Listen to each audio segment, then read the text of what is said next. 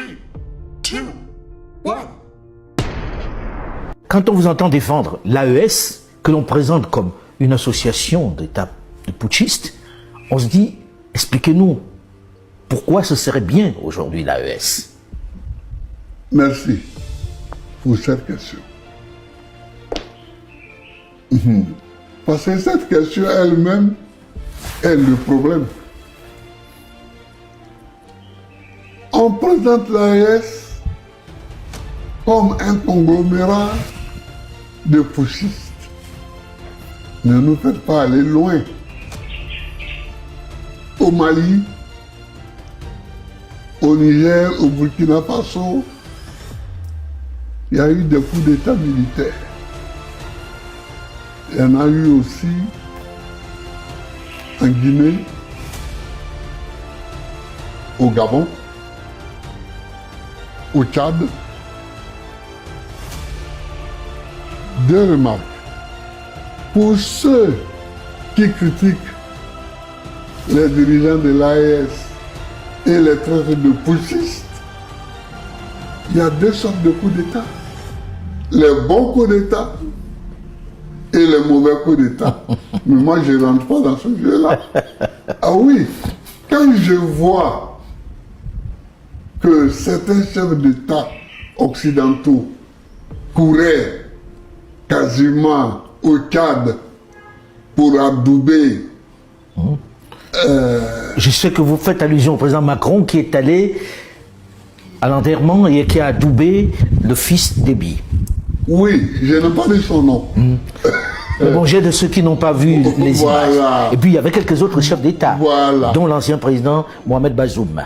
Quand je vois ça, je me demande ce qu'il y a dans la tête de ceux qui raisonnent ainsi, intellectuellement. Parce que ou bien un coup d'État est un coup d'État, ou bien il n'en est pas. Ou bien il n'en est pas.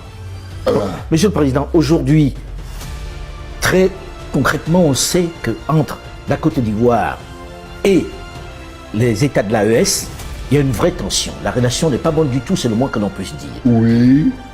Imaginons que vous soyez aux affaires aujourd'hui. La relation va s'améliorer. Vous rétablissez les relations avec l'AES? Oui, parce que je vais les considérer comme des États, tout simplement. Comme des États qui ont leurs dirigeants, qui sont arrivés au pouvoir par leurs moyens. Mais enfin, je ne peux pas recevoir le président gabonais. Oligui Nguema? Oui, Nguema, ici. Et puis, rejeter Ibrahim Traoré. Ou Assimi Goïta. Assimi Goïta. Ou bien Tchani. Est-ce que vous pensez que cette AES doit s'étendre à d'autres États voisins? Vous pensez que c'est plus viable en remplacement des autres institutions, des autres États qui sont dans la région et qui, d'après vous, sont tenus par d'autres? Mais ça dépend, justement, tenu par qui et pour faire quoi? Voilà les deux questions. Moi, je pense qu'il faut régler le problème monétaire. Le CFA? Oui, le problème monétaire. Et trouver donc une raison valable pour s'associer.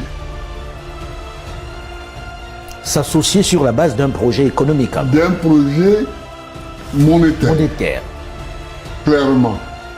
Parce que ce n'est pas la peine d'aller à la CEDEAO pour avoir encore 4, 5, 6 monnaies, 7 monnaies. Ce n'est pas la peine.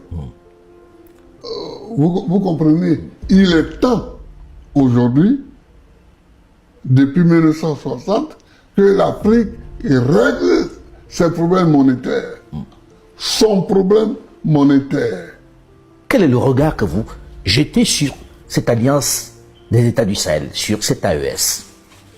Un bon regard. Je voudrais dire ceci. La CEDEAO a été créée en 1975. Aujourd'hui, nous sommes en 2024. Si nous voyons que 3 États ont quitté la CEDEAO pour créer l'AES, il faut se demander pourquoi. Pour vous, c'est justifié? Ah oui, pour moi c'est justifié. J'ai été président 10 ans de la Côte d'Ivoire. Et dans la CEDEAO, la Côte d'Ivoire n'est pas rien. C'est le leader presque. La Côte d'Ivoire n'est pas rien. Mais la CEDEAO ne s'attaque pas aux problèmes qui se posent aux États de l'Afrique de l'Ouest. Comment ça? Il y a Boko Haram au Nigeria. Qu'est-ce que la CEDEAO a fait contre Boko Haram? Rien. Il y a les rébellions qui affligent le Niger, le Mali, le Burkina Faso et la Côte d'Ivoire aussi. Qu'est-ce que la CEDEAO a fait? Rien. Et maintenant le Togo aussi, le nord du Togo aussi. Voilà, et le Togo aussi. La Côte d'Ivoire, qu'est-ce que la CEDEAO a fait? Rien. Alors, même en se limitant à ces questions de sécurité, quand vous n'êtes pas capable, dans une communauté, de vous mettre ensemble pour chercher des solutions aux problèmes qui se posent,